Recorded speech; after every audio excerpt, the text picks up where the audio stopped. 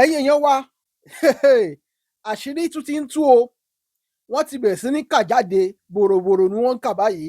Ọ̀pọ̀lọpọ̀ yín lẹ mọ̀ arákùnrin kan tí wọ́n ń pè ní Bello Turji, ìyẹn gbajúgbajà aṣẹ̀mílófò agbésùmọ̀mí tí wọ́n ń pè ní Bello Turji. Ó ti bẹ̀rẹ̀ sí ní kà bòròbòrò, ó ti bẹ̀rẹ̀ sí ní jẹ́wọ́ o, ó ti bẹ̀rẹ̀ sí ní dárúkọ àwọn tó ń ṣe onígbọ̀wọ́ fún àwọn o.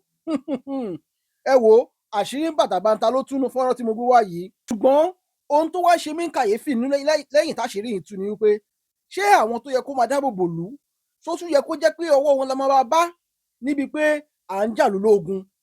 Torí bá a ṣe ń rí bí nǹkan ṣe ń lọ báyìí sìn, ó ti wá fi hàn gbangba wípé àwọn tá a pè lólórí tó yẹ kó máa ṣàbò lórí aráàlú, àwọn gangan lọ̀tá aráàlú tó ń jà lólógun. Ẹ wo àwọn panelist Dr. Oriyomi Hamzat wọ́n máa tún pẹrẹpẹrẹ ọ̀rọ̀ lẹ́nìí.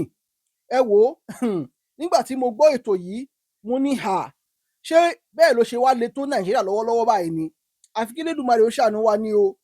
Ẹ wo ẹ̀yin èèyàn mi, ẹ má jẹ́ kí n gbà yín lákòókò, mo fẹ́ kí wá lọ gbọ́ ohun tí wọ́n sọ, àwọn àṣírí tó jáde, orúkọ àwọn tí wọ́n ń ṣe onígbọ̀wọ́ fáwọn agbésùmọ̀mí, bẹ́ẹ̀ ni ẹ wá lọ gbọ́. Ẹ kú ojúmọ́, ẹ káàárọ̀, ẹ káàbọ̀ sórí ètò Ṣókàn Wá lẹ́ẹ̀kan sí Adénìkẹ́ ọmọbìnrin náà ṣọlá ló kọ tèmi. Kọ́mi Fẹ́mi, Kọ́mi Dọmọlólú. Mo ń jẹ́ o. Ṣé ẹ gbúrò Bello Turji lánàá?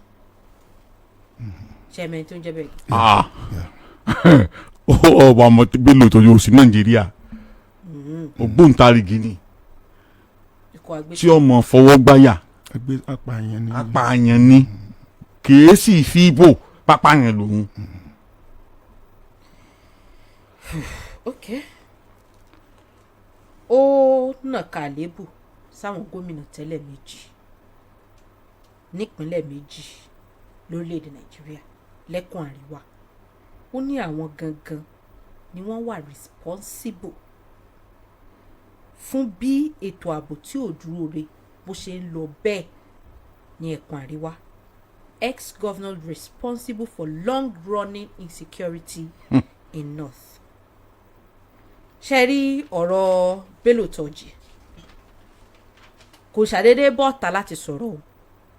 Wọ́n ní ọ̀rọ̀ ní mọ́ kó mo rò wá bọ́rọ̀ ọ̀hún sì jẹ́rìí. Gẹ́gẹ́ bí tí wọ́n sọ, wọ́n ní èèyàn kan tí ó mọ́ wà láàrin ìjọba àtàwọn bandits, àwọn agbébọn, àwọn agbésùmọ̀mí láti pẹ̀tù sí aáwọ̀ tàbí láti dúró láàrin igun méjèèjì. Gbọ́n tẹ́lẹ̀ bá sọ ròfẹ́lẹ̀, gbọ́n títọ̀ bá sọ ròfẹ́lẹ̀ lórí ọ̀rọ̀ pé bó lẹ́sẹ̀ ṣẹ́wélé bóyá àwọn bandits bóyá bí àwọn agbésùmọ̀mí bóyá ń ṣọṣẹ́ kan bì kan ni o, bó lẹ́sẹ̀ ṣẹ́wélé tá a mọ̀ sí peace talk tọmọ dúró láàrin negotiator. Wọ́n ní wọ́n pokọ tiẹ̀ ní Musa Kamarawa. Wọ́n lòun ni ó ń sọ̀rọ̀ tó sì jẹ́ ọmọ yé wípé òun wà láàrin ìjọba àti àwọn bandits àtàwọn adarí wọn láti ṣe ètò bí wọ́n ṣe facilitate non-kinetic engagement pẹ̀lú àwọn ikọ̀ kànáńdọ́gbọ̀n yìí. Ṣé ẹ mọ̀ pé jòní náà là ń sọ wípé non-kinetic ó wà lára àwọn tí wọ́n máa ń lò bí ọ̀rọ̀ bá rí báyìí, tó túmọ̀ sí pé èèyàn máa ń jókòó pé gúnkìní gbẹ́kún kejì ni, kì í ṣe pé bóyá ẹ wà mọ́ dojú ìjà kọra yín. Wọ́n wá ní ó tọ̀ ń wá fi ẹ̀sùn kàn, ó tún wá sọ wípé Bello Turji tẹ́ ń wò yìí o, ó tẹ́wọ́ gba mílíọ̀nù lọ́nà 30 náírà o láti ṣẹ́wélé wàhálà rẹ̀ o, láti lè kópa nínú ìjókòó ọ̀rọ̀ alálàáfíà tó wáyé lé ìjọba ní Gusau. Wọ́n nígbà àwọn sọ bẹ́ẹ̀ ni Bello Turji wá bọ́ sí ojú ìwòran gbogbo ayé, ó fi fọ́nrán ta láti mọ̀ sọ wípé òun ò tẹ́wọ́ gba 3 million gan dèpòdépò 30 million lọ́wọ́ ìjọba nípínlẹ̀ Zamfara. Òun ò tẹ́wọ́ gbowó kankan lọ́wọ́ wọn. Yàtọ̀ sí nǹkan bóun ṣe wà yìí, ṣe mọ̀ pé kí wọ́n mọ̀ búra pẹ̀lú orúkọ Ọlọ́run, ó búra, ó ní látìgbà tí wọ́n ti bí òun, ó lóun ò dá kó 5 million naira lọ́wọ́ rí tàbí dá kó jọ fúnra òun personally. Ní tí àwọn sì ń ṣe pé kì í ṣe pé bóyá fún àǹfààní ara wọn nìkan. Nígbà wo wọ́n wá fóun 30 million tóun ò mọ̀. Wọ́n ní ṣùgbọ́n gbogbo gbìyànjú láti kàn sí àwọn ex-governor, former governor ní Zamfara kò já sí ibi tó dáa, nítorí wọ́n tẹ àtẹ̀ṣọwọ́ sí wọn, wọ́n try láti kàn sí wọn, wọ́n pè wọ́n ṣùgbọ́n gbogbo ẹ̀ ìpínlẹ̀ Zamfara àti ìpínlẹ̀ Sokoto lọ̀rọ̀ mi gbèrú. Àwọn wo làwọn ex-governor nípínlẹ̀ Sokoto nípínlẹ̀ Zamfara, àwọn wo làwọn gómìnà àná gómìnà tẹ́lẹ̀ ń bẹ. gómìnà tẹ́lẹ̀ ní Zamfara wọ́n pé 5. Yerima ó wà lára wọn, Abdulaziz Yerima, Matawale ó wà lára wọn, and the rest of them. The possibility torí Bello Matawale ó ní ìkan lára àwọn alẹ́nulọ́rọ̀ ló ń fẹ̀sùn kàn láìpẹ́ yìí tí mò ń wo fídíò clip yẹ torí pé the current minister ní cabinet yìí yu Matawale.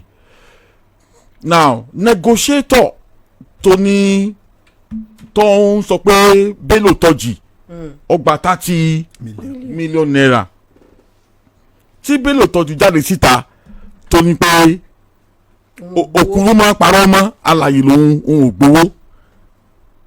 Sorry, what I have said bó sì tún tọrọ ìsọ àwọn alágbára orílẹ̀ both ex-governor and the serving governor, okay, àwọn wà nídìí ìgbésùmọ̀mí. Ọ̀rọ̀ ń bọ̀rọ̀ bọ́ báyìí àṣírí ń túbọ̀ bọ̀ káṣírí tún nìkan kò jẹ́ bàbàrà fẹ́mi torí àìmọye àṣírí ló ti tú tíjọba ògbésẹ̀ tí wọn ò ṣiṣẹ́ tọ̀. But it's quite unfortunate wípé they are negotiating with the terrorists. Definitely ẹn tí ó ti negotiate yẹn mímọ̀ bóyá ní ìsìgbórúkọ negotiate so wọ́n gbórúkọ tó bẹ́ẹ̀ Musa Kamarawa. Musa èmi ò mórúkọ ìmọ̀ yòókù pé Musa. Now Musa tó negotiate definitely ìjọba lọ́wọ́ ká ní ìjọba lọ́wọ́ ràn níṣẹ́ wọ́n gbéṣẹ́ lé lọ́wọ́ láti máa wá àwọn ikọ̀ mùjẹ̀mùjẹ̀ kiri láti máa wọn dúnàdúrà.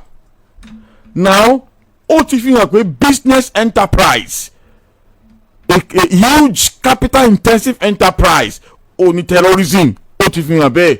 Number 2 ó ti fi hàn pé ìjọba ọmọ bíi táwọn ará bí wà tó fi di pé ẹ̀ ń pa àwọn kan jókòó tí wọ́n rí opportunity láti establish business nínú ẹ̀ tí kò kò wọ́n ti wọlé báyìí.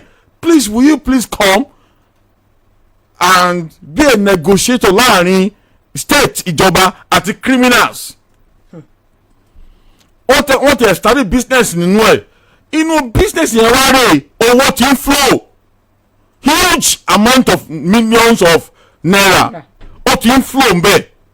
Now the negotiator tẹ́ ẹ pé ó gbọ́dọ̀ ní ìmọ̀ tó kún pé òun mọ ibi tí wọ́n wà number 1 òun mọ èdè tí wọ́n gbọ́ òun mọ ibi tí wọ́n wà wọ́n sí òun sì mọ nǹkan tó òun lè fi tù wọ́n. Now definitely ìjọba Nigeria the state Nigerian government not only Zamfara or Sokoto nìkan both Sokoto Zamfara the federal government okay wọ́n mọ ibi tí àwọn tó ń yọ̀ ló lẹ́nu wà tí wọ́n fi lè rí negotiator tí wọ́n ń pè sí ìjókòó sí round table. Now the negotiator wá dàn pé òun gbé 30 million fún Bello tọ́jì Musa ó lóun gbé 30 million fún Bello tọ́jì Bello tó wá dàn ní pé òun ò gbowó. Now on several instances òní Bello ti ń jáde síta wípé apààyàn lòun kò yọ sọ ó sì ní pé òun ní strong networking tó strong gan. Láìpẹ́ gbogbo tí àwọn military pa close lieutenant Bello tọ́jì tí wọ́n mú balẹ̀ tí inú sì gbé. Definitely ìjọba ò ṣetán níwòye tèmi láti rẹ́yìn ìgbésùmọ̀mí. Now wọ́n àti gbogbo wọn ò ṣetán ni pé ìjọba àwọn tó wà complicit ẹni tí negotiation bá ń wọlé ẹ̀ tó ń jò pẹ̀lú ẹni yẹn tó sì ń lọ sáàrin àwọn criminals lọ bá wọn gbowó fún wọn ẹni tó máa wọn the both party are complicit ẹni tẹ́ ń gbowó lé lọ́wọ́ is a potential criminals ẹ̀yin tẹ́ ń gbowó lé lọ́wọ́ kẹ́ tẹ́ ń fowó rán sẹ́nìkan criminal lẹ́yìn náà. That's one.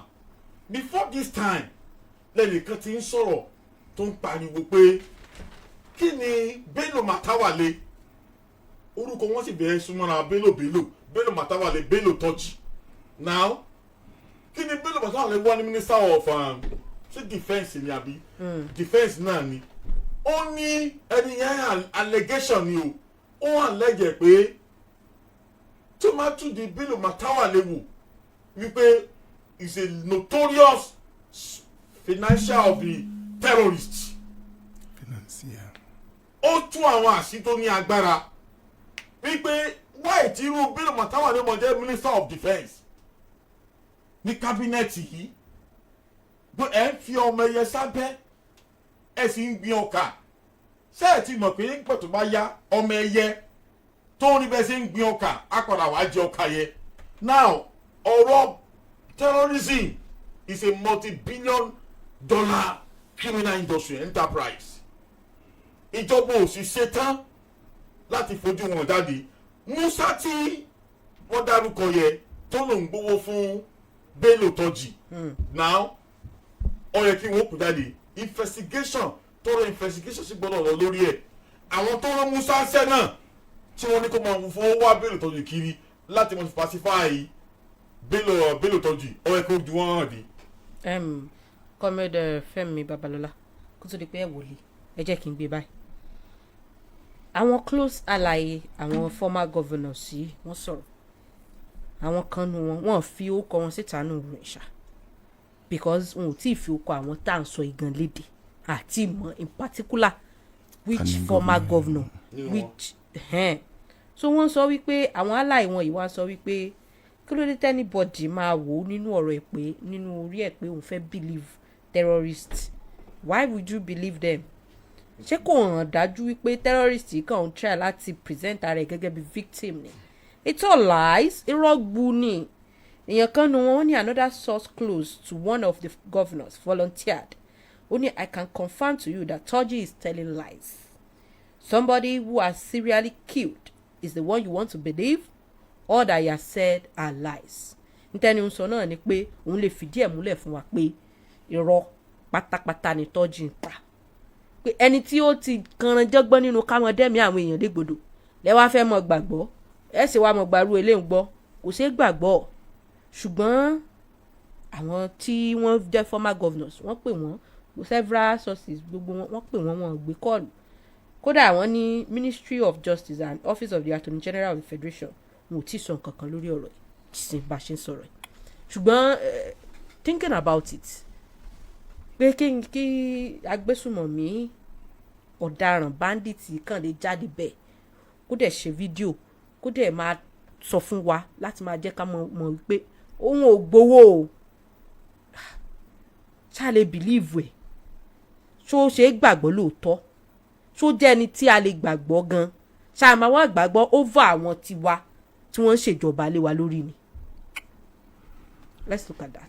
Ó dà pé mi náà ò gbàgbọ́ pé Bello Turji ń sòótọ́ mo gbà pé gọ́ọ̀mẹ̀ntì ló ń sòótọ́ reason ni tó bá ṣe pé Bello Turji ń bá ń sòótọ́ láti ẹjọ́ ó yẹ kó ti bá fóun léde bọ̀ kó sòótọ́ ìjọba ló ń sòótọ́ ìjọba tá a dìbò yẹn tá a lérò pé ó lè dẹ́mi wá sí tó dẹ́mi wá sí ìjọba tí ò jẹ́ kán wọ church kán pààyàn kò jẹ́ kán wọ mosque last week wọ́n ní mo kánú pépà tán wọ mosque kan lọ́wọ́ Sókótó or KB or around that area tán wọ mosque kan pààyàn ṣe ń para sí ìjọba nìyẹn wọ́n dẹ̀ ṣiṣẹ́ yẹn wọ́n jẹ́ kán rí yẹn pa ìjọba try gan nífà àṣìbòdì ìbò tó yẹ ká di gan ládì náà la tó fẹ́ múra yìí ká tó di fún wọn people like Shettima iṣẹ́ ni wọ́n ṣe o to become the vice president láti débẹ̀ yẹn he worked so assiduously for him to make that position àṣìbòdì Bello Matawalle wọn dárúkọ ẹ̀ ṣùgbọ́n ẹnu ń kún Bello Matawalle lóòótọ́ èmi gbà pé Bello Matawalle òótọ́ ló ń sọ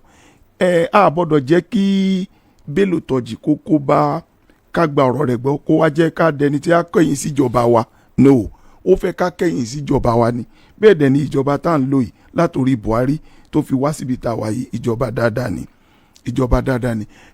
anybody ló lè dìde kó kàn gbé kinní kó kàn máa ṣe fíìmù kó kàn sọ jáde èmi rí bígbà tí yẹn kàn ń ṣe bígbà tí yẹn acting èmi rí bígbà tí yẹn acting ni èmi ò rí bí wípé ẹni yẹn ń sọ̀rọ̀ from the sincerity of heart àwọn tó ṣe tí mo gbàgbọ́ lẹ́nìí tí wọ́n ń ṣe nǹkan tí mo dẹ̀ lérò pé ọmọ Nàìjíríà lè tẹ̀lé, àwọn ni ọlọ́pàá, àwọn ni DSS ọ̀gẹ̀tẹ̀, àwọn ni sójà wa, àwọn ni wọ́n ń ṣiṣẹ́ o, wọ́n ṣiṣẹ́ débi wípé ẹ̀rí pé kò sí ìgbésùnmọ̀mí mọ́, wọ́n ti kọ́ńkọ́ ètò ẹ̀ka kọ́ńkọ́ so gbogbo tí Bello Turji ń sọ ó fẹ́ kẹ́yìn wá síjọba ni àwa là nígbà ipò kẹ́yìn wá síjọba. Ètò tún súnmọ́ ni pé ṣé mo rú ọ̀rọ̀ yẹn tí màá yẹn tún sọ ó ní 30 million naira ló ń kó fún ìyẹn dẹ̀ sọ pé níjọ́ tí wọ́n ti bí òun ó tẹ́wọ́ gba nǹkan tó jọmọ́ bẹ́ẹ̀ rí, ó tún sọ jáde nínú fídíò ìyẹn nìkan la lè wádìí ṣẹ́rí ti pípààyàn yẹn ẹ̀fílẹ̀ ẹja fi yẹn lẹ̀ tí owó yẹn ní kẹjá wádìí.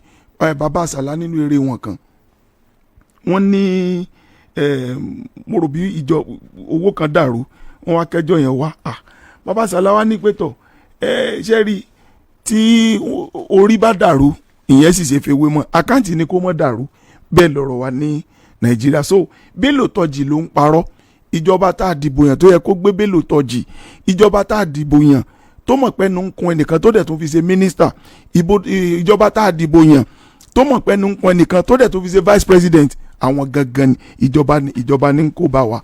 Bello Turji is a very righteous person. Ó ti sòótọ́ tí righteous person báwo. Ó righteous. What do you mean? No, ó righteous. ẹ ti bẹ̀rẹ̀ sí ní lo àwọn literature. Ó righteous. Ní tó fi righteous ni pé òun tiẹ̀ ti sòótọ́ jáde. What do you mean by bandit is righteous? Ó righteous. Òun tiẹ̀ ti sòótọ́ jáde. Òun sọ pé ó fọwọ́ kan owó rí. Kódà bó ṣe wà lọ́dọ̀ mi kò pààyàn rí, ìjọba ló ń pààyàn.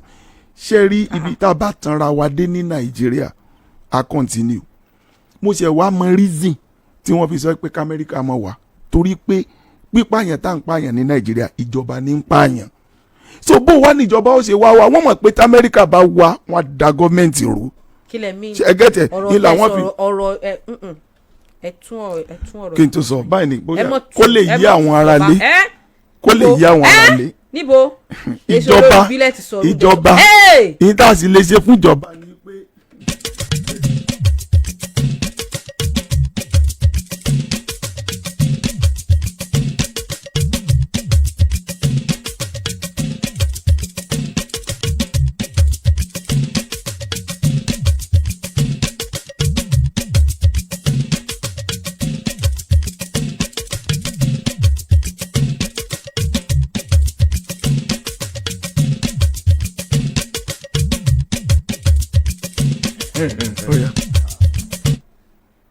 Sọmọ pé dénkẹ́ o ọ̀ ń jẹ́ mi mo fura síjọba. ẹ̀yin náà tún fura síjọba. Bẹ́ẹ̀ni. bí Kọ́mi-Fẹ́mi náà ṣe fura síjọba. Mo fura síjọba nínú márùn wọn gbọ́ o ta ló wá negotiate lọ. ẹ̀ ń ṣe. Wọ́n gbọ́. nígbà tí nǹkan bá ń ṣẹlẹ̀ ní kọ́ńtírì wọ́n gbọ́. ṣé wọ́n wàá máa wò ni. Wọ́n gbọ́. Ta ló wá negotiate lọ. Okay. Wọ́n ta ló gbọ́ fún negotiator. Ṣé negotiator wà kò ní gbowó iṣẹ́? Kí ni credential àti file tí negotiator tó gbé kalẹ̀ síwájú wọn tí wọ́n fún kó mẹ́rìtì kó máa wá parí àwọ̀ láàrin àwọn àti bandit. Kó ṣètò peace talk. Now. Kó ṣètò ìpẹ̀tùsáwọ̀ ọ̀rọ̀ àlàáfíà. Now ṣé òní níjọba ti mọ̀ pé Turji Bello apààyàn ni tí ò sì fi bò tó sì máa jáde sọ̀rọ̀ tí àwọn journalist kan lọ interview tí mo rí tó ń jáde nínú ilé ahéré tó tún ń joyè oyè ìbílẹ̀ ní ìlú wọn. Now bóòlù àwọn òsì ní fún mi síjọba ìjọba gbọ́ pé àwọn adìtìpọ̀jọba tẹ́rọ̀rì àwọn coup plotter wọ́n fẹ́ gbàjọba ní Republic of Benin ara wọn yá sí yẹn láti lọ stop yẹn láti lọ stop coup ní under Patrice Talon. God forbid we see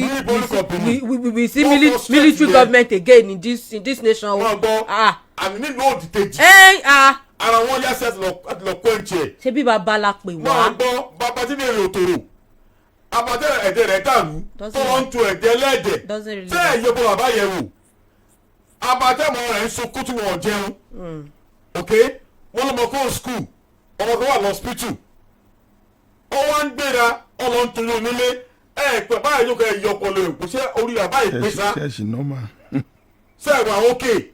No, now bàbá tí ìkànnì àwọn ọmọ títí ẹ̀ tó ń yan kiri pẹ̀lú àwọn battalion security forces tí ìkànnì àwọn àgbà gbọ́dọ̀ pé kí ló ń ṣẹlẹ̀ sẹ́yìn ṣùtì fíìmù ni àbí kí ló ń ṣẹlẹ̀ irú ọba wo nìyẹn o ẹja abirùn adéèrè wò now ó ti fi hàn wípé the prime suspect ẹni tí màá fura sí jù níjọba nàìjíríà so kò láìpẹ́ yìí àwọn US lawmakers àwọn ọmọ láti US wá sí nàìjíríà àwọn asòfin ilẹ̀ amẹ́ríkà wọ́n ṣe fact finding mission after fact finding mission yẹn wọ́n gbọ́ nǹkan tẹ́ pé tí rìn wọ́n padà sí US Congress á lọ fún wọn lábọ̀ pé àwọn ti wá rí òkodoro báyìí níbi tí ọ̀rọ̀ dé mo gbọ́ fact finding wọn ni before kó tó wá sí Benue State ní report jáde wípé governor Reverend Father Ayeta Ali Ayeta the governor of Benue State ó set up panel of inquiry láti wádìí pé kí ló ń fa òfò ẹ̀mí àti èdè tó ń sọ ní Benue báyìí ìgbà tí wọ́n gbé àbọ̀ wádìí jáde àwọn serving senators l'Abuja ló wà lára wọn Ayeta bá forward the report yẹn sí federal government wọn ò ṣe nǹkan kan lórí mo fura sí ìjọba yìí gan-an ni na ọwọ́ forward ẹ̀ sí general body àwọn wá ń gbéra nǹkan tẹ́ káwọn senator wá ṣe láti tó ṣe fact finding ní Benue ní Plateau wọn ò ṣe àwọn foreign mission wọ́n wá ń tì nù wọ́n bá yín ṣe níbí wọ́n wá compile report yẹn jọ wọ́n máa gbé lọ sọ́run yẹn àwọn ọlọ́wọ́ bẹ̀rẹ̀ sí introduce foreign policy láti lè deal pẹ̀lú àwọn terrorists láìpẹ́ ìsibí ibi láti kà á tí US government tí wọ́n sì sí super tanker tó ń gbé epo lọ àti hard drugs síbi kan láti kà á ní sí bíbí náà ni definitely ẹ̀kọ́ ti fojú mímú hàn o bí wọ́n ṣe máa ń sọ o ẹ̀kọ́ ó ti fojú mímú hàn pé ìjọba ni prime suspect ó ní nǹkan tó ń ṣẹlẹ̀ lọ́wọ́ báyìí the bottom is tragic now.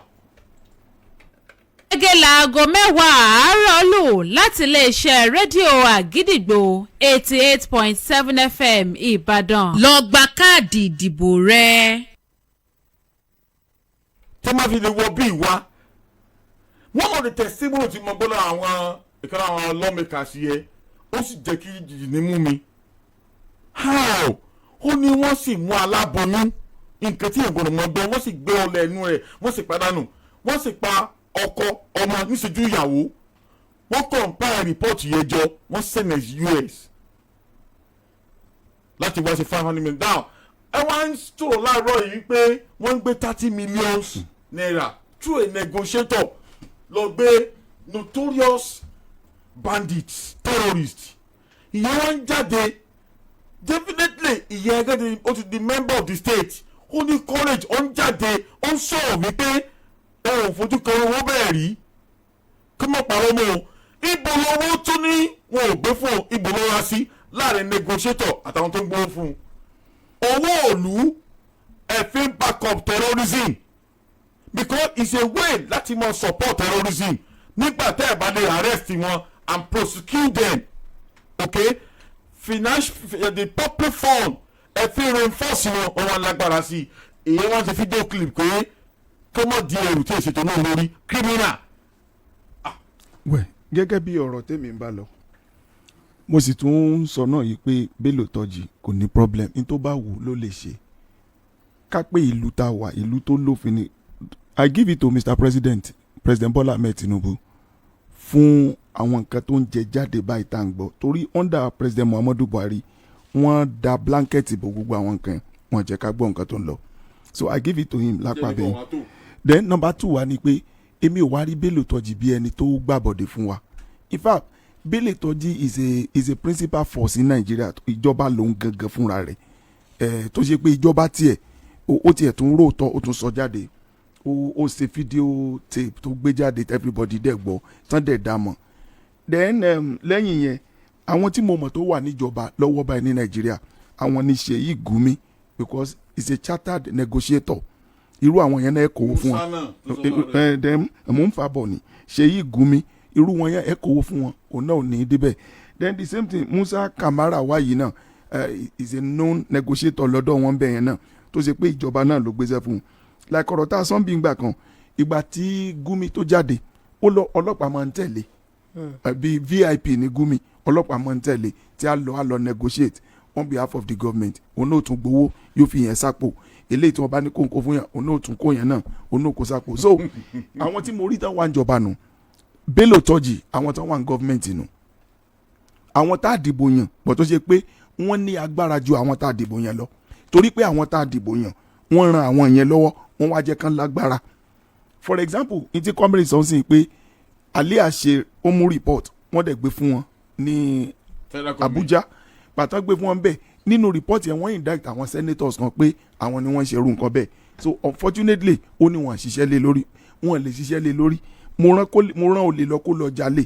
ọ̀dọ̀ mi náà lẹ́kẹ́jọ́ wá kó lè jà what am I going to tell you n tí màá sọ náà ni pé olè ò jà ń bẹ̀ tàbí kí n sá àwárọ̀ pa ní gbogbo ọ̀nà tí gọ́ọ̀mẹ̀ntì tó wà níta yìí tí Ọlọ́run à ń lò lọ gradually táwọn àṣírí fi ń tú torí tó mú káṣírí tútú báyìí náà ni pé owó tẹ Bello Turji lọ́wọ́ 30 million ṣé rí gbogbo àwọn tó sọ̀rọ̀ nu pépà tí wọ́n sọ pé wọ́n interview àwọn aides àtàwọn allies àwọn former governor yẹn ní tó yẹ kán sọ làwọn sọ because ibi tó ń jẹ wọ́n wà nìyẹn ní tó yẹ kán sọ ni wọ́n ti sọ ọ̀rọ̀ tí Ọláwùmí sọ lórí Arise television kò sẹ́ni tí ó consider rẹ̀ ọ̀rọ̀ tí àwọn United Arab Emirates sọ lórí àwọn tó ń sponsor anybody ò ní sọ̀rọ̀ lórí Erdogan president Turkey nǹkan tó sọ anybody ò ní sọ̀rọ̀ tí Buhari fi parí ìjọba rẹ̀ kò sọ nǹkan kan lórí àwọn eléyìí so president tó dé is a new sheriff in town ilé àwọn àṣírí fi ń tú which I know pé zero tolerance sí ọ̀rọ̀ ipe ìgbésùnmọ̀mí àti kìnìyẹn ń ló fa àwọn àṣírí yìí tó fi ń jáde so èmi ìbá sọ pé kán jọ kán mọ̀ ti dáwọ́ Amẹ́ríkà dúró kán tún ràn wá lọ́wọ́ fọ́dà torí mo rí ìgbésùnmọ̀mí pé inter kọ́ńkọ́ láàrin wíìkì ni tó bá ṣe pé gọ́ọ̀mẹ̀ntì bá show ipe interest inú ká kọ́ńkọ́ ẹ̀ but the point still remain wípé àwọn tí wọ́n wà ń bẹ̀ gbogbo àwọn tí wọ́n allege yìí the so-called Bello Turji àwọn gọ́fúnà tó yẹ pé kò ní ìdí kásẹ̀ lọ yẹ̀ wò kò ní kásẹ̀ bí DSS ọmọ Nàìjíríà tó bá wà informed ó lè mention gọ́fúnà more than 5 lẹ́ni pé ẹ bá bí lágbájá ẹ bá bí kúdò lẹ́bí làkàṣègbè ẹ bí tàmẹ̀dòwò láàrin àwọn bíi 4-5 tá a bá dárúkọ wọn ò rí méjì ńbẹ tó ṣe pé lóòótọ́ ó lọ́wọ́ sí ìgbésùnmọ̀mí kò there is no magic in this ẹ nídìí kẹsẹ̀ sọ̀rọ̀ Bello Matawalle tàbí even vice president ìpè kan bẹ̀ wọ́n wò kan béèrè question lọ́wọ́ wọn à nídìí ẹ ṣùgbọ́n torí pé aróòtọ́ we want to prevaricate the truth ìlú bá wa débi mo kàn mọ nǹkan tó dá mi lójú pé kí president Bola Ahmed Tinubu rọ máa ń lọ gradually bọ́n ṣe ń lọ okun ihò ruru káwa ruru mo mọ̀ pé ọwọ́ tán ra gbé tó ra lọ wẹ́rẹ́wẹ́rẹ́ àwọn àṣírí kan tù I don't want to talk about second term ẹ jẹ́ kí n ra fọ̀rọ̀ second term ṣùgbọ́n mo pa àwọn àṣírí kan máa tú tó tún máa tún jẹ lé lọ but tó bá ṣe pé lótìtọ́ ìlú tá a bá wà yìí ó bá fẹ́ràn òdodo tó ṣe pé lótìtọ́ ni by now kílẹ̀ ò tó sú lónìí ó yẹ kí Bello Matawalle ó yẹ kán rọ àti rọ relieve wọn ní position wọn kì í ṣe pé wọ́n máa lọ lé nìkan gan wọ́n fi yẹn síbi tán fi Kánú sí torí kò sí yàtọ̀ láàrin ẹni tí wọ́n bá rò pé ó ń sponsor tá a padà gbámú pé ó ń sponsor àti Kánú kán rọ àfi wọ́n síbẹ̀ not only mi pé wọ́n ti sọ àdé àfurasí gan tá bá fura tí ọlọ́pàá bá fura sẹ́nìkan ládùúgbò pé ó lè ní wọ́n á mú kún lẹ̀ wọ́n á kọ́ pé sọ́dọ̀ wọn náà á kọ́ wà ń bẹ̀ that is it that is the law so no matter bí tí Matawalle lè wà àti gbogbo àwọn gọ́fúnà tán fura sí lọ́nà Kaduna tàbí ní Sokoto kò sí irú wọn bá ti màmá wọn báyìí kán máa ti màmá wọn ní kíni bárò nígbà tí wọ́n lọ lẹ̀ mímọ́ kán kọ́kọ́ bá wọn mú wọn sẹ́gbẹ̀ẹ́ náà fún wọn gbà díẹ̀ tó bá wá wádìí wọn tó bá rí pé kì í sàwọn kan máa lọ àti wọn máa mú kó kódà kì í ṣe dandan ká ní vice president èmi kàn rò bí àlàyé ni o ká bá mú wọn kó lọ for the meantime tá a bá yanjú ẹ̀ tán kán wá mọ̀ ṣiṣẹ́. bọ̀ lọ́wọ́lọ́wọ́ tá a wà yìí aróòtọ́ àdẹ́ndàsọ́bòtọ́ ṣùgbọ́n ẹ̀mí gbogbo àwọn tí wọ́n dá légbodò á san wọn lẹ́san.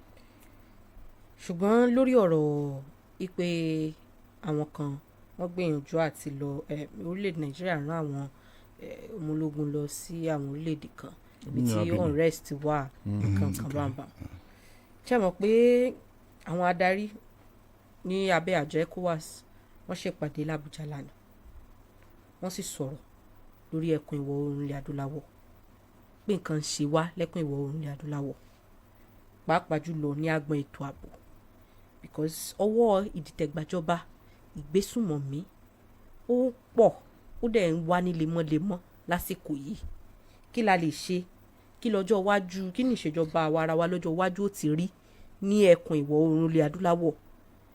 That is West Africa. Looking at it báwa náà ò bá ní parọ́ tanra wa jẹ bàbá sì wò dáadáa bàbá sì jọ sòótọ́ lórí ètò láàárọ̀ ní sísẹ̀ntẹ̀lé ni wọ́n ń gbàjọba ìgbésùmọ̀mí yẹn ò dẹ̀ dúró ní orílẹ̀-èdè Nàìjíríà nìkan bẹ́ẹ̀ náà ló ń rí láwọn orílẹ̀-èdè kan bẹ́ẹ̀ ni abẹ́ òkun ìwọ̀ oòrùn ilẹ̀ adúláwọ̀ láwọn àsìkò ìgbà kan wọ́n sọ̀rọ̀ lórí pé àwọn ọrọ̀ wa àwọn ohun àlùmọ́ọ́nì wa tá a ní ó ń fẹjú mọ́ àwọn èèyàn kan báwọn diplomatic whatever ẹ̀yin oní èbò ẹ̀yin oní foreign affairs what is going on in that environment what's happening. sórí àwọn tó ń pè pàdé kì í ṣe gbogbo 15 countries ló wà ní West Africa mọ́kànlá nínú ẹ̀ ní French colonize mẹ́rin péré ní anglophone mi rò pé Portuguese colonize ní West Africa.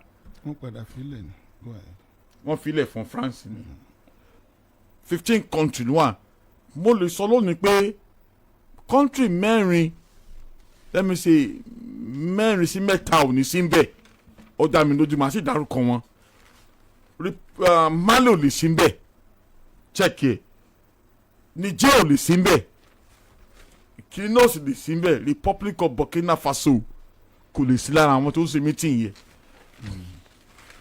òun lè sí ń bẹ̀ wọ́n ti withdraw membership wọn kó pa àwọn ṣe ECOWAS mọ́. now sórí ìjókòó yẹn ìjókòó àbòsí ni. what? ìjókòó àbòsí ni kí ni díẹ̀ now kí ló ń fa ìdìtẹ̀gbàjọba tí wọ́n ń parọ́pọ̀ ń ṣẹlẹ̀ àwọn adarí ikọ̀ ẹkùnwọ̀ oòrùn Africa West Africa wọn ò rí nǹkan kan ṣe sí bí ọrọ̀ ajé àti bí ara ṣe ní àwọn aráàlú lọ́wọ́lọ́wọ́ jẹ́ kí n bẹ̀rẹ̀ láti rí ti Togo ó ṣe ṣe kó wà ń bẹ̀ na Singbe Junior kó wà ń bẹ̀ now nígbà tí Olympia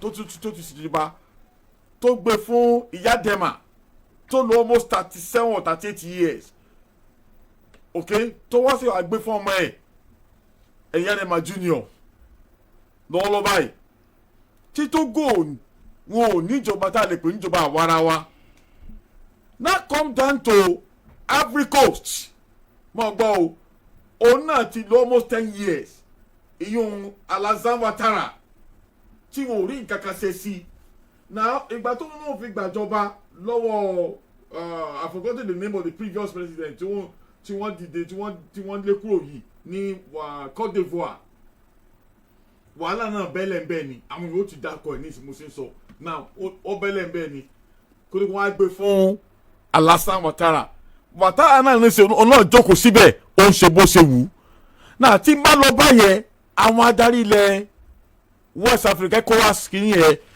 ìjókòó àbòsí tí wọ́n mọ nǹkan tí ó yẹ kí wọ́n ṣe tí wọ́n kọ̀ tí wọ́n ò ṣe dé kí wọ́n extend a little bit to Central Africa ibi tí Cameroon fall sí Central Africa tó lóhùn sí ní ara ECOWAS okay ibi tí Paul Biya tó ti ń rú since 1982 tí ma right ti today tó ní okòó níbẹ̀ now ta ló ń parọ́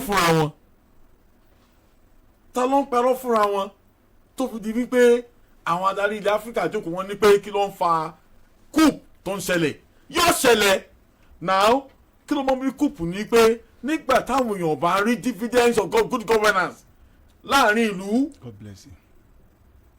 tára ní aráàlú tí wọ́n sì ń pariwo ṣebí ọlọ́run kó wa ní Nàìjíríà náà October 1st àwọn kan náà plan Nàìjíríà about 16 or 19 soldier táwọn military wọ́n ń dènà pé kò rí bẹ́ẹ̀ irọ́ ni orí bàkàbàkàn news jáde pé October 1st independence àwọn kan náà plan coup Nàìjíríà ó gbókìtì ni oh yes ara ni àwọn èèyàn but tó bí o èmi gẹ́gẹ́ bí mo lólú o èmi kì í fọwọ́ sí coup mi kì í tẹ́wọ́ gbà níbikíbi láfíríkà but èmi ń sọ nǹkan tó ń fà á but mi kì í celebrate yẹ I can never celebrate coup torí pé bẹ́ẹ̀ ní fipọ̀ lùpì ni nígbàgbọ́ tèmi but ibi tí nínú bá ti pọ̀ jù torí gbà mí náà ìfìfẹ́ tí mi fi tẹ́wọ́ gbà ni pé at times tí wọ́n ń pariwo pé àwọn náà fẹ́ mú solution wá àwọn náà wọ́n mú nǹkan worst sí ni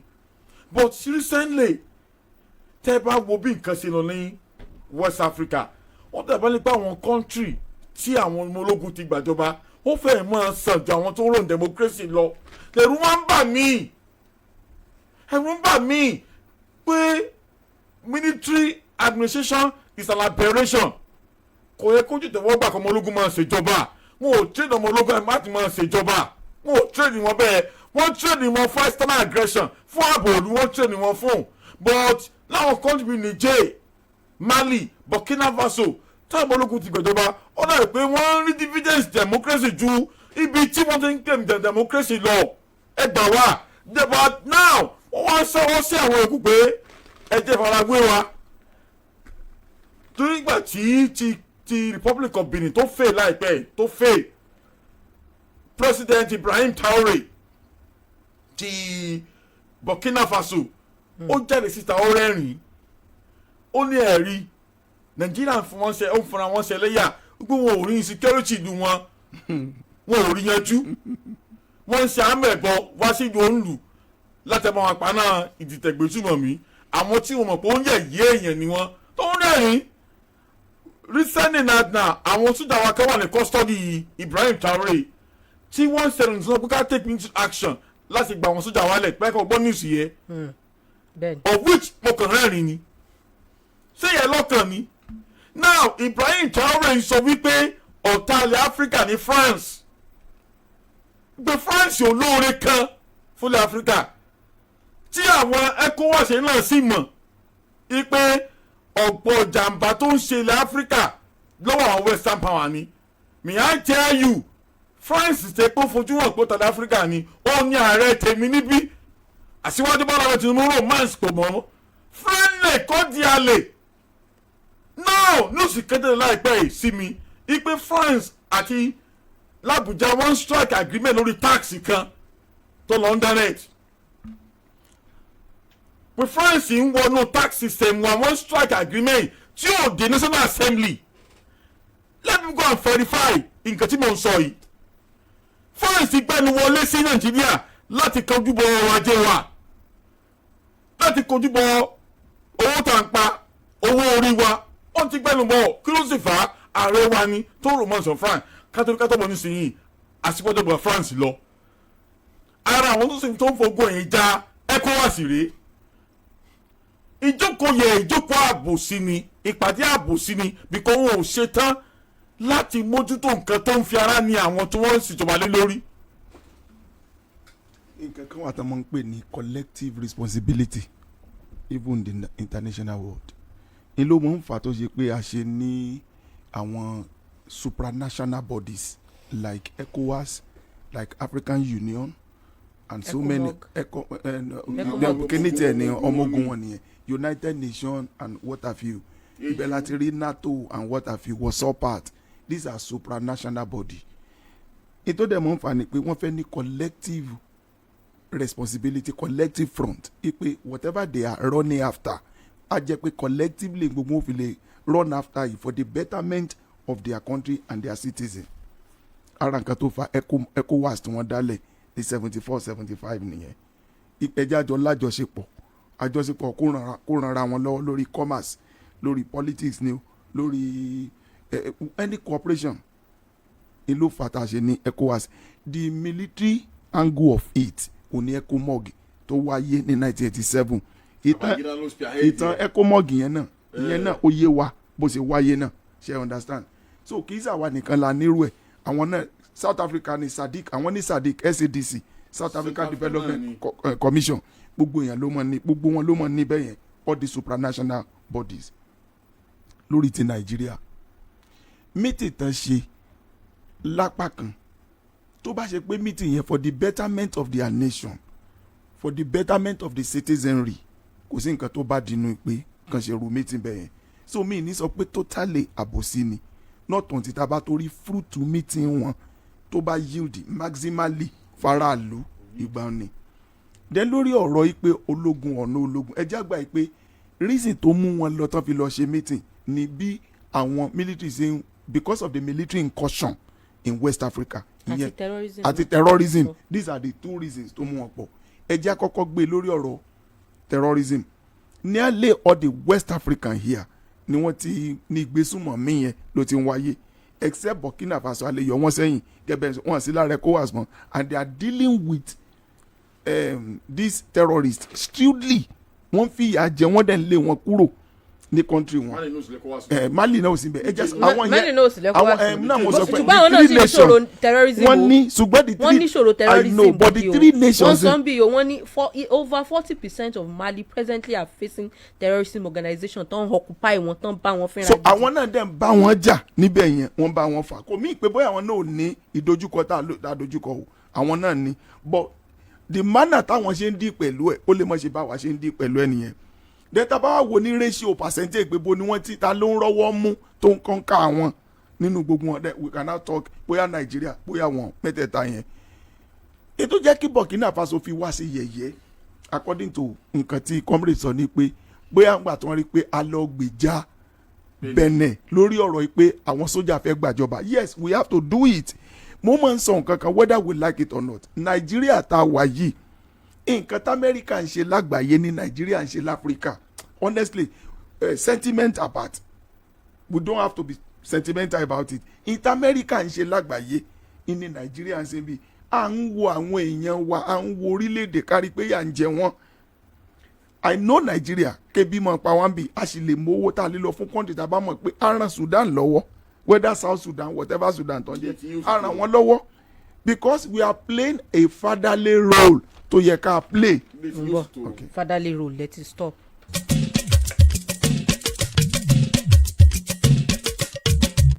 That was saying àbọ̀dọ̀ mọ́ play fatherly role tó ṣe pé àmọ́ ń play. Ìgbà tí South Africa máa gbàjọba lọ́wọ́ àwọn òyìnbó, ó ní role tí Nàìjíríà play at that very point in time. So nínú meeting táwọn lọ ṣe, wọ́n lọ sọ̀rọ̀ lórí ọ̀rọ̀ security àti lórí military incursion.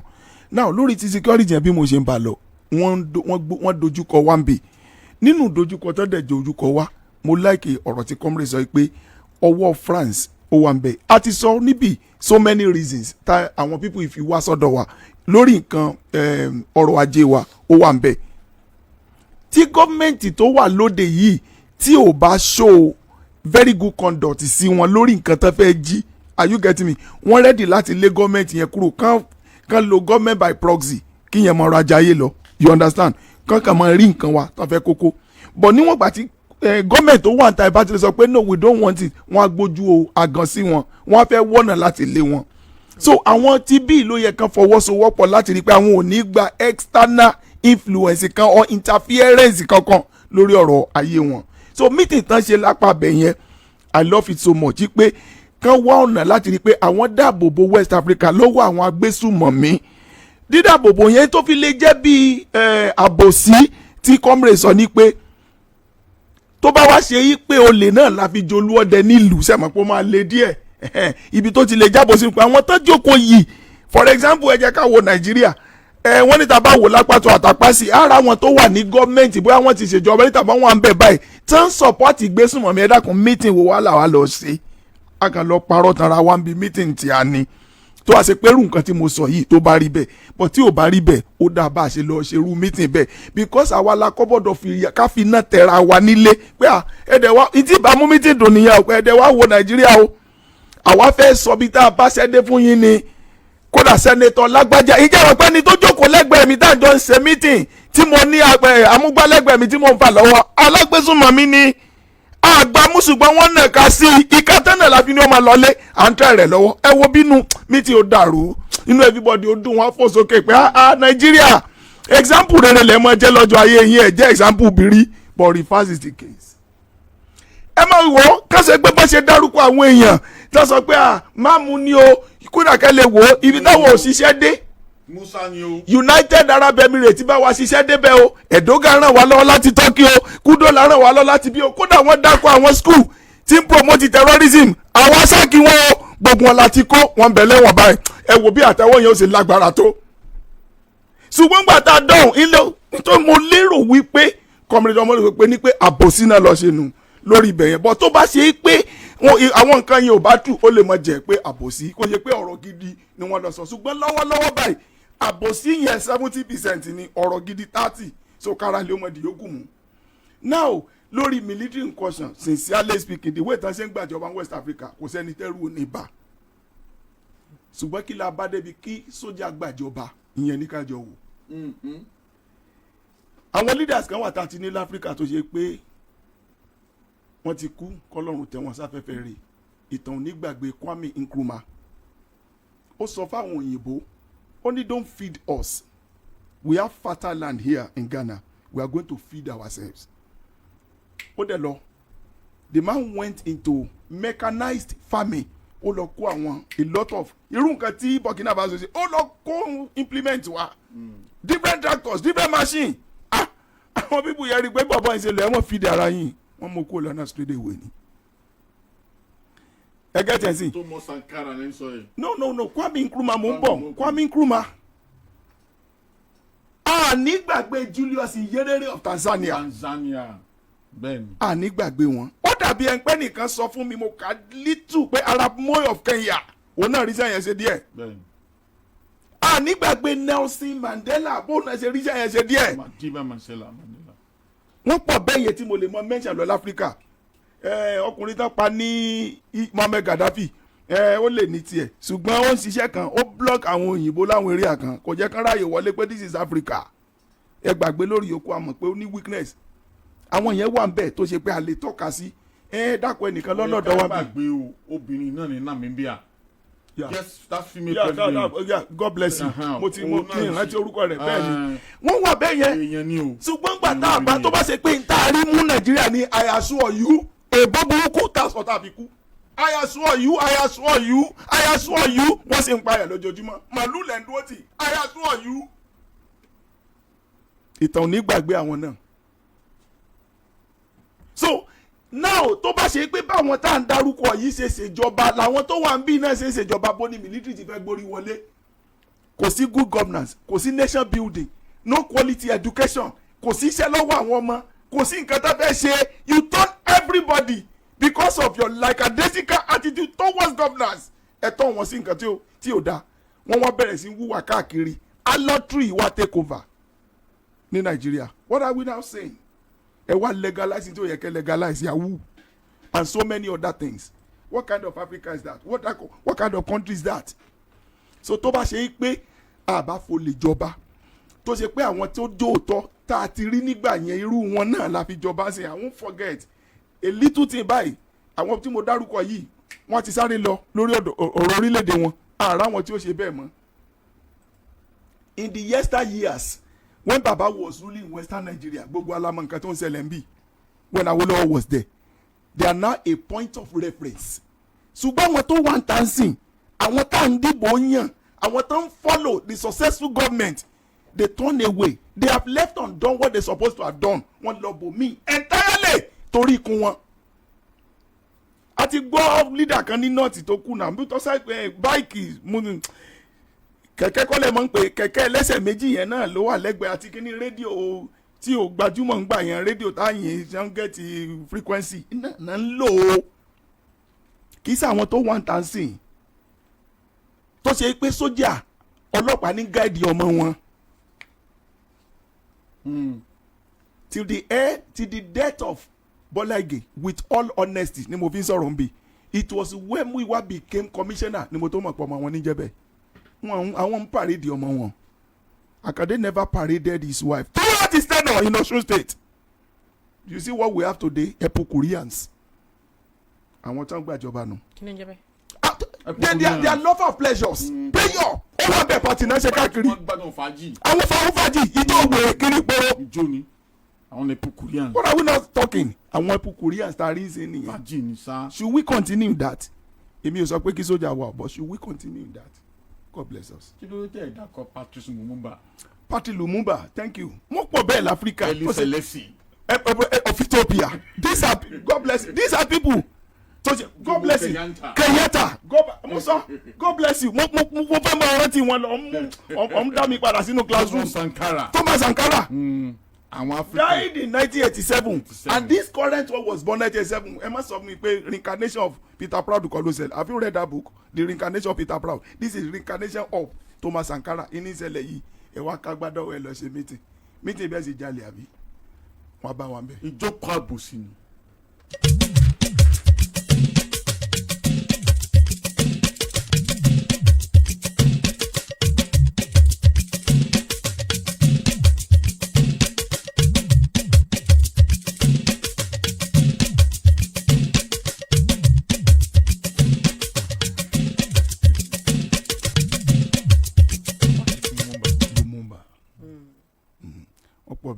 Àwọn tán ní dream nù. These are the people that have the dream of Africa. Àwọn tán ní dream nation wọn nù. Àwọn tí mo mọ̀ pé ń ṣèjọba. Ọlọ́run jẹ́ kí Bọ́lá wọ́n ní dream of Africa. Wọ́n ní dream Africa. Okay, àwọn tán ní nǹkan wọ́n ní vision kó lọ sókè. Ọlọ́run ràn President Bọ́lá Ahmed Tinubu lọ́wọ́. Kíláàsì tí mo fẹ́ kán bọ́ sí nìyẹn. Ká máa rántí wọn. Ṣé mọ̀ pé lọ́dọ̀ wa ń bì Ọbásanjọ́ ti ṣèjọba. Lọ́dọ̀ wa ń bì ìjọba ọ̀tẹ̀ Abíọ́lá lọ́wọ́ ṣùgbọ́n wọ́n ti Nàìjíríà wọ́n wá lò ti di president. May God judge them. Then lọ́dọ̀ wa bí àti ní President Tinubu mo fẹ́ kí President Bola Ahmed Tinubu kanjọ kan bọ́ sí kíláàsì àwọn pípù tí mò ń darúkọ yẹn Patrick Lumumba, Nelson Mandela, Thomas Sankara, Julius Nyerere, Emperor Haile Selassie. Tá bá lè wáńgù yẹn kì bá wù mí púpọ̀ kí wọ́n lọ sọ́dọ̀ àwọn Epicureans ìyẹn ló dájú. Ó wà ń bẹ̀ pàtí kọ́ lásán. onípàdé òun bá ti dáa tó bá pín pàdé tí wọ́n máa ń sọ tọrọ fúnra wọn ni. 15 countries mo sọ lẹ́ẹ̀kan. Ẹ̀rù aṣọ green ba everybody ní West Africa. Ó ń bá wọn gan. Ẹ̀rù aṣọ green ba wọn fẹ́ kẹ́ anybody replace pẹ̀lú agbádá wọn fẹ́ kán replace green yẹn pẹ̀lú agbádá tán wọ̀ ẹ̀rù ń bà wọ́n. Àwọn náà wà lọ good governance ni wọ́n lò tó bá ti lè ṣe what else. Àwọn puppet France ara wọn Senegal wa ó náà wà meeting yẹn if I'm right. Côte d'Ivoire. Côte d'Ivoire àwọn puppet France ni Gambia wà ń bẹ. Ibi tẹ́ lọ yẹn jìnnà ẹ wo èèyàn wa tó wà ní Cameroon Paul Biya mo ti gbọ́ pé NDA ló lọ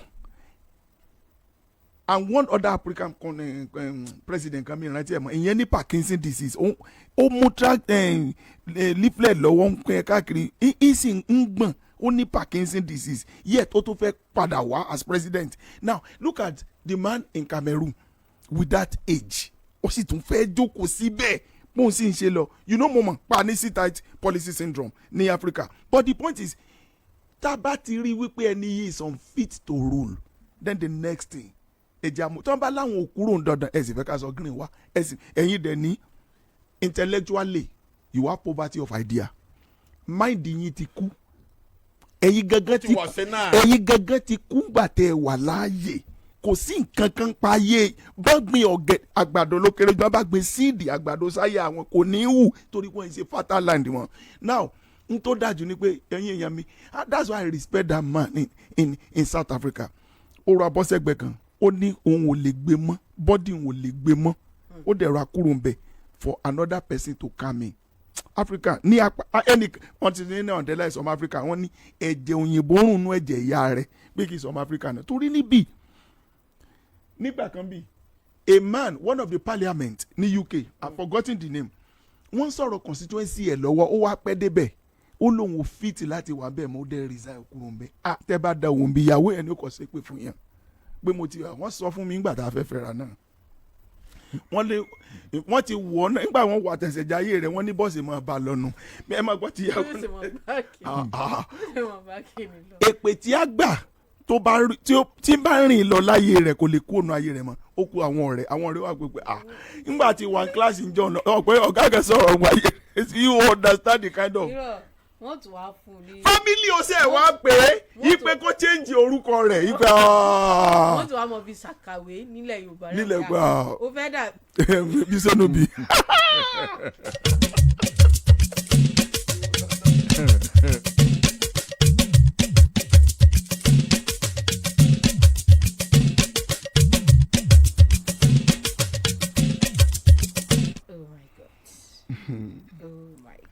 ECOWAS. ECOWAS. ẹja wá sílé díẹ̀ ẹja wálé díẹ̀ ẹja wálé pẹpẹpẹpẹ díẹ̀ ẹja wálé díẹ̀ ẹja wálé sáàrin àwọn kílẹ̀kùn wọn lẹ́ẹ̀kan náà àwọn politician wa. Epo Korea ni lover of player àwọn aláfẹ́fẹ́ yìí àwọn aláfẹ́fẹ́ yìí àwọn fàájì èèyàn. wọ́n fàájì. Epo Korea. wọ́n wá jókòó sínú mọ́tò black sọ pé wọ́n ti cover rẹ̀ báyìí black wọ́n cover plate wọn wọ́n á mọ̀ ga yín níta wáyé wá sí i.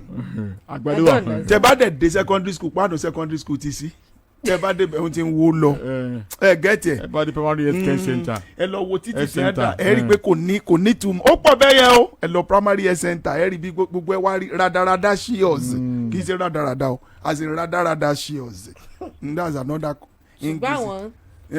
so àwọn tí wọ́n ní túmọ̀ lọ́hùn ẹ rí i pé àwọn ń ṣèjọba dáadáa wọ́n wá ń lé àwọn ọmọkùnrin lé pé kán lọ lóyìnbó kán lọ ṣiṣẹ́ àwọn wá ń jẹ ayé kíní bí ayé fọ́ọ̀rì. wọ́n ní wọ́n tún lọ mọ ìjà ń patí. wọ́n jojo. sọ́ọ̀sì lÓgbómọ̀ṣọ́ ọ̀gbọ́n lÓgbómọ̀ṣọ́ ńgbà tí àǹtí fọ́bọ̀dà létí tó lọ́wọ́ ṣèṣì gba létí ókè ọmọ gbà yẹn ńgbà tá a lọ sí patí lÓgbómọ̀ṣọ́. wọ́n dé ọ̀dọ̀ wọn o. ọwọ́ padà bá bọ̀dà létí ọwọ́ tó wá Ògbómọ̀ṣọ́ ló ti ṣẹlẹ̀ ní onídàkọ̀ ajé àti bọ̀dá ọwọ́ wa gbá wọn létí wọn á ní pé ó fọlá kìíní gbá létí wọn á ní pé no ibi tóun ti ń jó lọ́wọ́ ti gbà ní tí wọ́n wáyé wá ṣe ń tiẹ̀ nù. àti bọ̀dá àfi kí wọn kó bọ̀ fún sùmọ̀mí wọn mọ ìpààyàn kiri wọn dẹ̀ láwọn kọ́ àwọn nù. àbí kí wọ́n gbó wọn Musa kí wọ́n gbé fún tójú bọ́ọ̀lì téjú bọ́ bẹ́ẹ̀lù àwọn nìyẹn. okay multi-party democracy under threat. Atiku, Mark, Obi, Oyegun and others wọ́n raise alarm lórí ọ̀rọ̀ yẹn. Wọ́n ní ẹ mọ́ wòran o bí wọ́n ṣe ń gbé wọn bí FCC ṣe ń gbé ní ICPC ń gbé CCB náà ní àwọn náà ó sùn mọ́ lásìkò yìí àwọn ń ṣèwádìí àwọn sì ń ṣe gbọ̀nyẹn bí àwọn èèyàn kan former minister former àgbà former àwo wọ́n ń gbé wọn ṣùgbọ́n àwọn tí wọ́n sọ̀rọ̀ yìí wọ́n ní ó dàbí ẹni pé wọ́n fẹ́ sọ orílẹ̀-èdè yìí di ẹlẹ́gbẹ́ òṣèlú kan nígbà iléeṣẹ́ ààrẹ náà wá sọ̀rọ̀ ní kí ló dé tá a mọ̀ ṣe báyìí kí ló dé tí àwọn ẹgbẹ́ òṣèlú àwọn tí wọ́n wà lẹ́gbẹ́ òṣèlú alátakò tí wọ́n mọ̀ wípé àwọn ò rọ́wọ́ mú tí gbogbo nǹkan ti ń dàrú lé wọn ṣé ńgbà tí àwọn èèyàn tá a rí tí wọ́n bẹ̀rẹ̀ sí ní kú òun ẹgbẹ́ òṣèlú ACN àbí APC ní ká pè ní ACN ìzí ACN nígbà náà tí gbogbo wọn lọ kẹ̀tíkẹ̀tì lọ PDP ńgbà náà wọn ò claim pé wọ́n fẹ́ sọ orílẹ̀-èdè di one party system ńgbà yẹn ṣùgbọ́n sìn tí àwọn tó wà ńbẹ̀ náà rí ní tó dáa tí ṣàkóso yìí ṣe tí wọ́n wò pé àwọn align in thought in mind and in agenda tí wọ́n sì ń lọ ọ̀dọ̀ wọn ló wá di pé ẹ̀ wá ń ké pé wọ́n fẹ́ sọ orílẹ̀-èdè di ẹlẹ́gbẹ́ òṣèlú kan. sórí ibi tí mo ti tó fi ń kọ́ mi lómi ní mo rí fídíò clip tó sì jẹ́ likely to be authentic mo rí his excellency GFCCFR Aṣíwájú Bọ́lá Ahmed Tinubu and some other stakeholder tí wọ́n wo screen ibi tí pàdé àwọn PDP ti dàrú l'Àbújá ní secretariat wọn tó fi di pé ẹni orí kó yọ òdìlé máa kàn ń rá bàbà àgbàlagbà ni tí ò lè dìde mọ́ wọ́n fi tíágà síbẹ̀ yẹ bóyá Wike ló kóyàn wá síbẹ̀ yẹn ni o borí excellence náà bí náà ní mítí ní secretariat yẹ tójú wọn lé ní secretariat PDP ní Abuja mo wá rí tí fídíò mo wá rí tí bàbá ti dúró sínú pálọ̀ tí wọ́n ń wo screen bí ìpàdé àwọn arábí ti dàrú kálukú bá ń rẹ́rìn mọ́ fọ́tọ́ bàbá ẹ̀ wá rí àwọn èèyàn yín mo wà shock mo ní àmọ́ ṣé president mò ń wò yín ni. olùwàwọn kan AI ni AI mọ̀ ṣiṣẹ́ gan o á dàbí pé ó rí AI ni wọ́n wá sọ pé tán àwọn onígbèkúgbè àwọn gbẹgbúgbẹ ní jáde wọ́n bá fọ́ tọrọ wọ́n bá kúrò.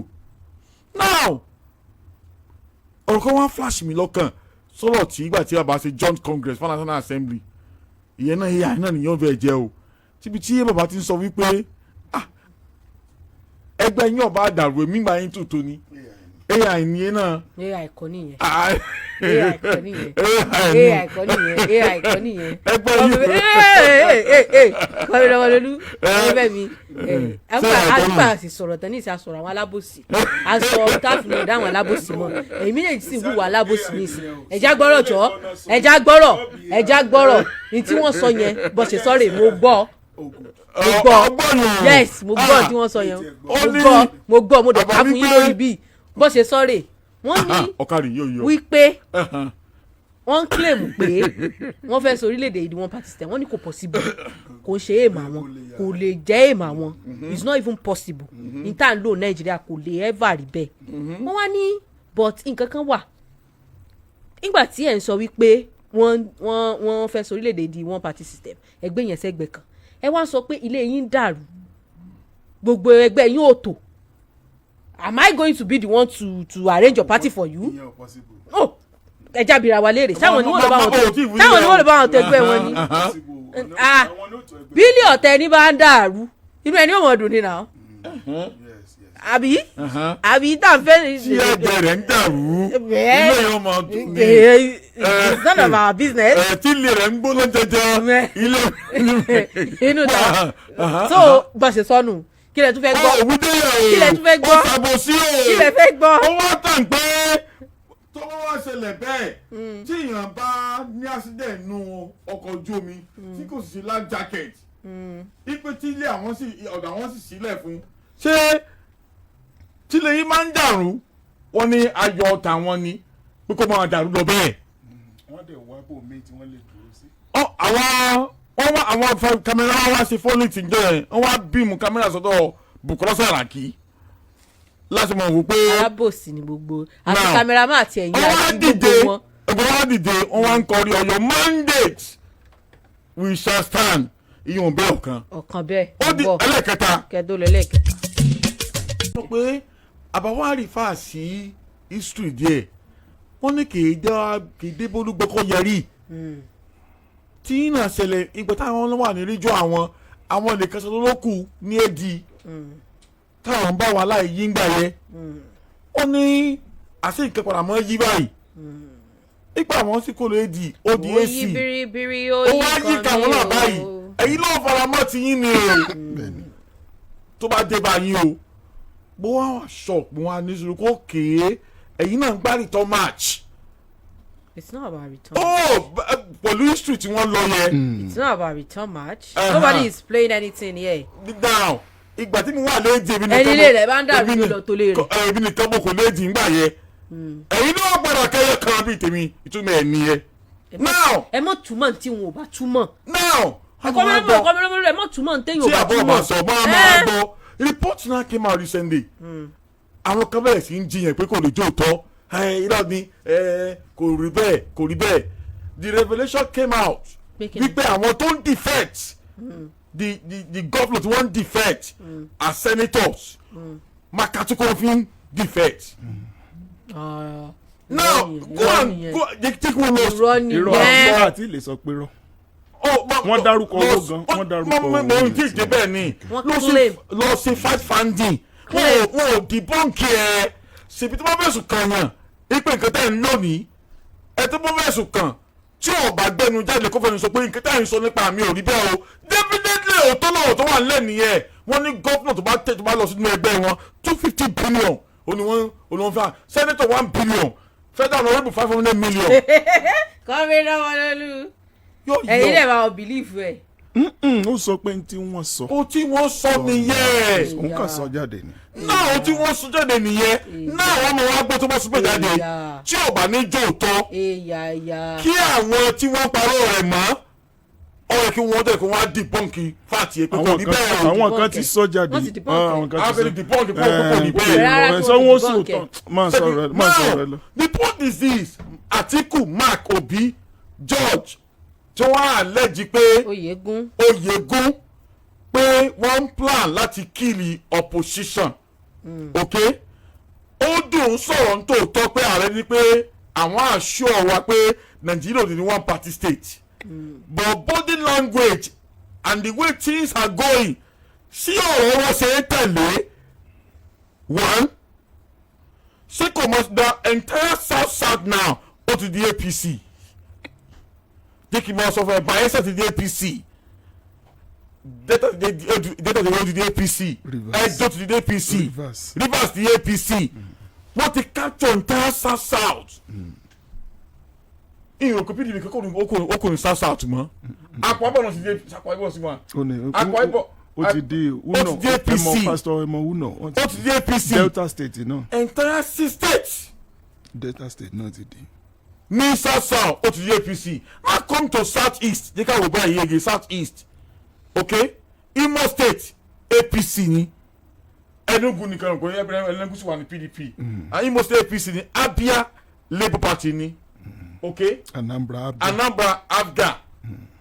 Okay. tó bá wà wò bẹ́ẹ̀ lọ come to southwest except Ọ̀yọ́ they can run PDP now. But Ọ̀ṣun accord. Okay. Now Ekiti, Ondo, Ogun, APC ni. Go to Middle Belt lọ bẹ́ẹ̀ lọ Taraba ti di APC. Oh yes. Now the point tí mò ń drive on rèé sí allegation yìí sí kò mọ jẹ mọ́ òótọ́ lọ. Now we are moving directly into another political electioneering time next year. So láti bẹ̀ lọ ọ̀rọ̀ tí Kamak sọ nípa dialectical materialism yóò ń take place báyìí because this time around in a layman thought ó dà pé movement àwọn kan lọ síbi kan ó ní nǹkan tó máa ń pè ó ti ń ṣẹlẹ̀ báyìí. Now májà tó ń ṣẹlẹ̀ yìí kò túmọ̀ sí wípé ìlú máa dẹyọ kan ó dẹ̀ túmọ̀ sí pé ìlú ó dẹyọ kan as in party kan ó depend lórí bàbá ṣe wo.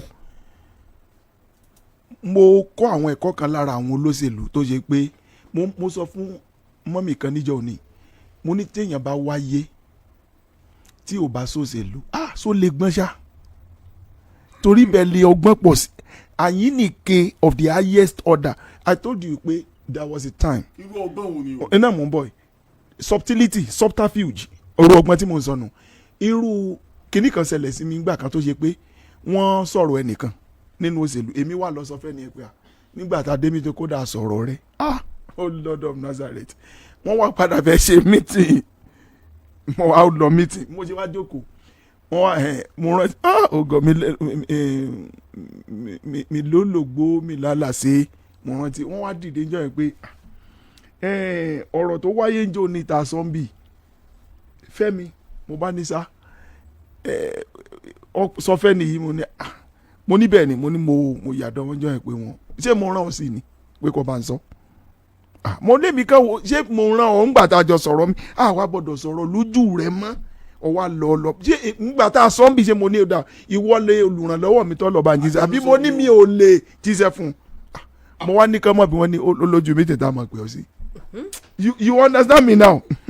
Mo wá di ọ̀rọ̀ yẹn mo pé bàtà jáde ẹnìkan wá pè mí pé ẹni tó jẹ́ bíi leader fún mi gbà yẹn wá pè mí pé ẹyin tọ́rọ̀ bá ti rí báyìí àwọn kan wà tó fi sápò tó sì bí ẹ̀ ń pọ̀ gbọ́ ńgbà àwọn ò ti rán ọ sí jẹ́ni tó sọ̀rọ̀ ó padà lọ rí wọ́n wo ọgbọ́n òṣèlú olóṣèlú ìtẹ̀ ẹ̀dẹ̀ sọ́njọ́ yẹn ìsọ̀ ọ̀bàjẹ́ ni èmi kàn fẹ́ rẹ nìyẹn lọ pé prepare o wọ́n ti múra rẹ̀ lẹ̀ èmi ò mọ̀ pé wọ́n ìsọ̀ bẹ́ẹ̀ mú dání o. Number 2 olóṣèlú tí èèyàn bá wá wáyé tí ò bá wá róṣèlú yẹn ṣe tí ò sí nú wọn business ti ń ṣe gan ò lè lọ dáadáa torí ọ need the politics even in the family you need politics bọ́rọ̀ olóṣèlú ṣe rí nu. Now ọ̀dọ̀ olóṣèlú mo ti rí pé mo wà ní pátì kan mo wá rí wípé a fẹ́ dìbò àwọn party agent politician may God bless you all party agent tó wà ń bẹ̀ kí n lọ tún fẹ́ ń sọ party agent tó wà ń bẹ̀ wọ́n ti lọ forúkọ sílẹ̀ a wá wò pé kí la lè ṣe o àwọn party kan wà tí ò lóko a wà gbé káàdì wọn bọ̀ mo lè gbẹ pé nìkan ìwọ lọ táàgì wọn ìwọ lọ bá ọdún fún àdá ADA eléyìí ó dùn fún ẹgbẹ́ ìyàwó Ọbásanjọ́ NNM kìíní ẹ̀ mú bẹ́ pọ̀ á wà fún wọn. àwọn tọ̀dọ̀ mi náà ni ẹ wà jọ lọ sí màkàrú kásá lè rí nǹkan ṣe ń bẹ̀ owó wà lọ́wọ́ rẹ̀ ẹ wà jọ mọ̀ pin. ọ̀dọ̀ olóṣèlú mo ti rí pé tẹ bá dìbò ẹ̀rọ àfisítà ẹ fi hàn lọ́kàn pé sọ ti rí o so tó bá ti kún bí ọgbó mo bí ẹnìkan mo ní ìjọ dákun as a pressman mo ní àmọ́ ń jáde àmọ́ nítọ̀ election bó lẹ ṣe máa rówó yẹn pinnu ó nìyẹn lórí sí jù ó lẹ́rìí tá a dùn lẹ́gbẹ̀ẹ́ láì má jẹ́ sọ kó má dàbí pé ẹ ò ṣe é sọ̀rọ̀ fún so mo dákẹ́. èmi kọ́ o èmi fẹ́mi ọmọ mo ti káwọn ọgbọ́n kan ìyẹn bẹ́ẹ̀ hàn mo ti dákẹ́ ó fún mi ní tíríkì yẹn so lára tíríkì tó fún mi mo èmi náà ti mú lọ pé ok mo observe àwọn kan yẹn dákun ọ̀rọ̀ tí Mark Obi àtàtìkù sọ sẹ́gbẹ́ ò ti fẹ́ di olójú kan Mr President náà tó dẹ̀ sọ pé kò ní di olójú kan wọ́n mọ̀ ń tán sọ. President náà tó sọ fún wọn pé kò ní di olójú kan wọ́n mọ̀ ń tán sọ.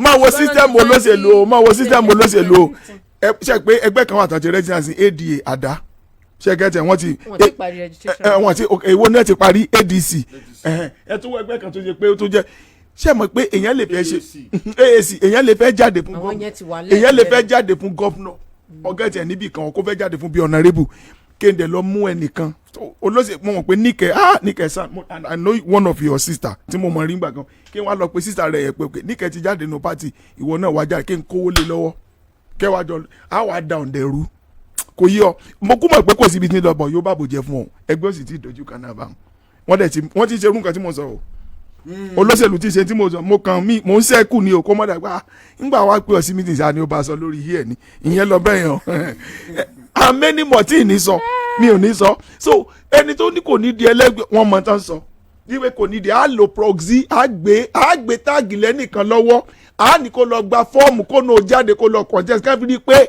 ẹgbẹ́ ò ní pín pé ẹgbẹ́ ò ní jẹ́ olódìdí kan tán sọ multi party náà ni ó wà àwọn tán dẹ̀ ń sọ pé ẹgbẹ́ ti di olódìdí kan ó ti wà lọ́nà kan wọ́n mọ nǹkan tán sọ reason ni pé lọ́wọ́lọ́wọ́ báyìí do you want to come to our party you are already forgiven Ádámù sí òmùrẹ́ sọ pé tẹ́ ẹ bá jalè rí lọ́dọ̀ wa you are a prodigal son tó bá padà dé àgbà o ìyẹn náà ń lọ lọ́wọ́ báyìí and number 2 ní pé ẹ dákun ta ló gọ̀ọ́nù òṣèlú mo mọ̀ pé mo fẹ́ ṣe kejì mo dẹ̀ pẹ́ fẹ́ yọ mí lẹ́nu mo dẹ̀ pẹ́ yìí kan ẹjẹ́ abẹ́nú gan mo ready láti withdraw gbogbo ọmọ kúrò lẹ́yìn yín pátápátá to make sure pé mo sọ gbẹ́yìn dìpò lófo kémi bá lè rọ́nà lọ and that is it. kò sí ṣòro nínú àkọọ́dù o kò sí ṣòro nínú àkọọ́dù o Adeleke náà ni candidate wa o INEC náà fìdí ẹ̀ múlẹ̀ wọ́n jà ló ń tẹ̀ bẹ́ẹ̀ pátì dúró tán gbogbo tí àwọn kan tí wọ́n dìde tí wọ́n bẹ̀rẹ̀ sí ní sọ èèyàn kan tí wọ́n ní òun kan wọ́n ṣe parallel gúbà primary kan bì kan wọ́n ti gbé méjì bọ̀ tó anyway pátì ti wọ́n ti dùn sún wọ́n ti kó lórí ẹ̀ INEC náà ní àwọn òwàwí ẹ̀ ní orí irú primary ti ọ̀dọ̀ ẹni yẹn báwo sí so accord is oneness and progress well let me just put it this way Governor Demola Adeleke ti gba tíkẹ́ẹ̀tì accord ó dẹ̀ ti wà lọ́wọ́ wọn bó ṣe mọ̀ pé ìbọn òṣèlú máa ń wà alágbájá tún ni o kíní kan kú dọ́là ni o what we are expecting ni kí umpire sọ̀rọ̀ pé lọ́dọ̀ ti wá o ẹnìkan táwọn àmọ́ tó jẹ́ candidate o is this wọ́n dẹ̀ ti sọ jáde pé Governor Senator Ademola Adeleke ni candidate accord tó wà lọ́dọ̀ wọn. Adeleke's emergence remains valid. So the next thing ni pé the battle of electioneering campaign ti bẹ̀rẹ̀ kan lọ sí field whoever that wins. 07041001887 07041001887. ẹ jáwọ́ pé ẹyọ kan àbí méjì kó tó di pé àmọ́ lọ. ẹ kú ìgbádùn ètò yìí àkókò ti tó fáráàlú láti dá sétò torí òun aráàlú làgídìgbò ṣùgbọ́n ẹ má gbàgbé o ẹ jẹ́ agbọ́rọ̀ wa kalẹ̀ nílànà tí ò ní ṣàkóbá fún iléeṣẹ́ rédíò àgídìgbò.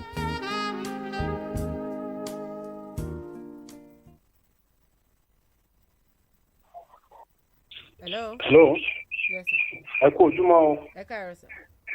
Ẹ káàárọ̀ ẹ kú atótónu o. Yes, sir. Ẹ̀mí ṣe lásán o lórí nípa ọ̀rọ̀ orílẹ̀-èdè ẹ̀mí ṣe lásán. Torí gbogbo tẹ̀ ń ṣe yìí wọ́n ìṣenilétí oúnjẹ ká tiẹ̀ mọ orílẹ̀-èdè sí rí. Tí n bá ní mo kí gbogbo ẹ̀yin kọ́mọ èdè o. Tí n bá ní ọ̀rọ̀ orílẹ̀-èdè yìí èmi mọ àwọn ọ̀tá orílẹ̀-èdè kẹ́ bá dà pẹ̀lú mi. A lè gbà yín láyè láti sọ. Kì í sorúkọ ni mo fẹ́ dà ní òtárùkọ.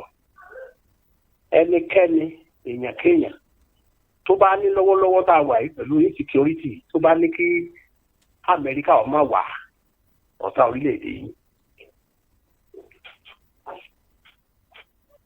Gúnmi bí ìgbà tí ìjọba bá gbàyàn sí pé nígbà tí ìjọba sì ti gbà síṣẹ́ ẹ̀gbẹ́ kò sẹ́ni tó ń ṣe lọ́wọ́ òun máa bá. Hello. Ẹ káàárọ̀. Yes, ma. Yóò dáa fún gbogbo wa. Ṣé ẹ rí orílẹ̀-èdè òun fẹ́ sùúrù àwa la kọ̀yà. Ìdí tá a fi kọ̀yà ṣe bí ìjọba mẹ̀kúnnù láti ìjọba tiwantiwa ní náà kì í ṣọ̀bá lò kì í ṣe ìjọba gọ́ọ̀mẹ̀ntì ìjọba tiwantiwa ní àwa láwọn ibi tá à ń lọ. Ṣé bá a ti rí ṣe bí Fọlágbé ṣe bí bó ṣe ṣe náà nìyẹn. Ẹni tá a bá ti mọ̀ tá a bá ti fojú sùn ẹ̀jẹ̀ àtẹ̀lé mẹ̀kúnnù ni ó kọ̀yà. Ẹ ṣeun ma. Hello. Hello. Hello. Yes, sir. Hello. Ẹ káàárọ̀ sir. Hello. Ẹ káàárọ̀ o. Yes, sir. Káàkiri gbòòní.